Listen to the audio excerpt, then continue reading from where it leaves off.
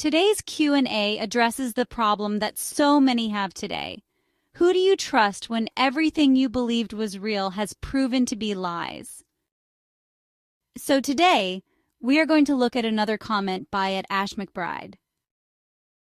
The comment originated from a video about Medbeds and Ash's comments about how in the world do we know who to believe in this world of misinformation. So let's take a look, but first, please remember to hit the like button, subscribe, and share this video with your family and friends. Don't forget to check out the shop button. Let me know if you want something particular. We also have channel memberships and, of course, super thanks tips if you'd like to help with the cost of the channel. So let's take a look at Ash's comment. At the ex-pharmacist. I thank you for responding to my comment and the thought behind it. But according to you, there is no way to trust anyone, including you. No doctors, scientists, institutions, because all can be or have been compromised. Truth is now impossible because we have no way to discern it. Although I will throw in trying the CRAP test, which librarians use to help determine if internet sources are reliable. That aside, anecdotal stories of bending spoons are not scientific fact that makes me feel any more confident in what you're stating here. So, in my opinion, the Medbeds are a scam until it can be proven using the scientific methods established and conducted by professionals. And if those professionals need to be vetted, then good. I still go by if it's too good to be true, then it is. Thank you for sharing your thoughts, Ash. It's very nice to have this interchange with you because there are so many of us struggling with the Medbeds and the whole next level technological advancement thing. Yes, there are few people that I trust implicitly, not because I necessarily believe them to have malice, but because I know that there is more misinformation than truth out there in our unending life of information on the internet. Knowing that, I know that good people are going to naturally encounter and inadvertently propagate misinformation. It's just a matter of how much is out there. And then, as you say, there is always the possibility of someone rolling over for whatever reason. For some, it will be money, fame, or power. For others, they will be coerced or entrapped if they are influential enough. I don't know how to express how pervasive and dark the mechanisms of control have become. If you think that Epstein and Diddy and Prince Andrew and thousands of other successful people and celebrities is the end of the line, I'm afraid that you are going to find out that this goes much deeper than that, if they ever do tell us the entire truth. I believe that it will more likely continue to dribble out, event after event. Depending on your sources of information, you may or may not be aware of these events for some time. When you say, the world as a whole is not as corrupt as people want us to believe, sadly, I must respond that it is much worse than most people can even imagine. I understand how alarmist this sounds, but it is a sad fact, and while we shouldn't dwell on it, we must understand how far it went so that it can never happen again. Not only can the doctors and scientists be compromised, but literally everything they learn in any educational setting is controlled by some structure within the medical industrial complex. They may have good hearts, but most only know what they are told to know. They look for the success indicators that they were told to look for. Better control over blood pressure might be an indicator of success that they focus on. But they fail to consider the accompanying impotency, weakness, dizziness, when they stand up and about 20 other indicators that the healthcare provider is not taught to look for.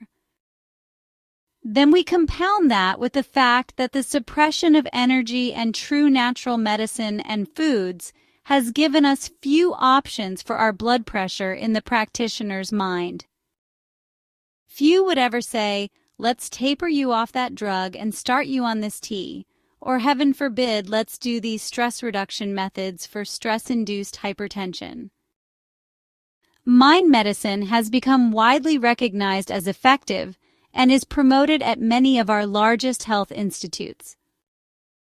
So when we say we can't trust anybody, even me, you are right. It's not always because they are bad people. Some are, and I can tell you with 100% certainty that there are a massive number of people that are just on the wrong path, but they are generally relatively easy to identify. The number of scams in today's world has become, well, astronomical. You can't even pick up your phone anymore without worrying. I loved your statement. Truth is now impossible because we have no way to discern it. But honestly, this is not so. When people begin to see through the matrix and really understand reality, there is a whole lot less need for trust because we start to vibrate at much higher frequencies, which, empowers us in ways that are almost too good to be true. And then when we truly awaken, we find out that everything we thought we knew to be true, was actually a lie. There is a world out there that we haven't touched. That other 90% of our brain capacity, and that is where our civilization is heading in the next 5 years. So I'm not familiar with the CRAP test that librarians use, but if it's some automated thing like AI, I would venture to say that it's pretty unreliable as it exists today in our world. But if it's about using your own noodle and looking for certain patterns, then yes, that's what we need to do. I try to put links in the descriptions of my videos, and I really encourage people to use them. Dan Willis has been a great mentor for me in understanding this maze of deception, and if there's anyone that I trust on this stuff, it's him. And I try not to be too much of a pest, but he has always been so kind, and I would look to him for guidance. I feel that I know Dan's heart well enough that I don't believe he can be compromised. He's just too aware of what's going on to be tricked, and he's honestly too committed to his work to be bought. So in this particular area, he is someone that I trust. But people must understand that we are all just human beings, and we are all exploring and learning about this new territory that we are embarking on. In my world, I try very hard not to expect anything from people, and then it's a really good surprise when they do something nice. But I don't expect it. I also try not to add anything into a particular event that isn't real, like underlying motivations of a date cancellation or something. If you study the science behind the beds, you will understand that the technology is real, so the question is not if medbeds are real. The question is whether the people of Earth are ready for the responsibility. Everybody must reach their own conclusions in their own time. I saw my first UFO about 20 years ago, and I wasn't sure if I even believed my own eyes. There could have been a dozen explanations, I thought. I never told my experiences to others, not even family. By now, I've seen them enough and under circumstances that I simply have no question in my mind regarding the existence of extraterrestrials, and I understand that for some reason, they have been around me my entire life. It's like they've been waiting for me to wake up. You'd have to see my video about the various paranormal experiences that kept happening to me, like a slap in the face throughout my life. I will link the video at the end. I have few memories of my childhood, and I've put even more together since I made that video. It's taken me a very long time and a whole lot of experiences to believe, so I understand. I applaud your healthy skepticism. It's critical, especially in today's matrix of lies. Don't lose that. Just don't close your mind. Keep on searching, and if it clicks with you at some point, great. If it doesn't, that's fine too.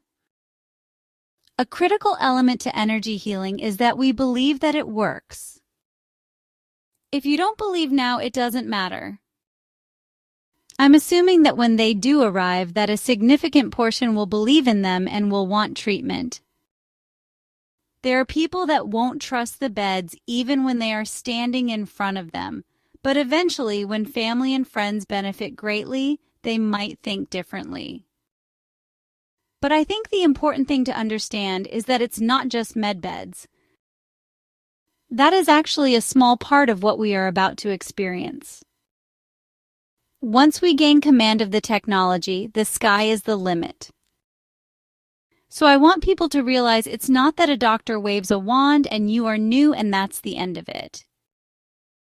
This is change of our entire civilization into a spacefaring species. That opens up a world of lots of things that are too good to be true. Let's end this with a quote from Walt Disney.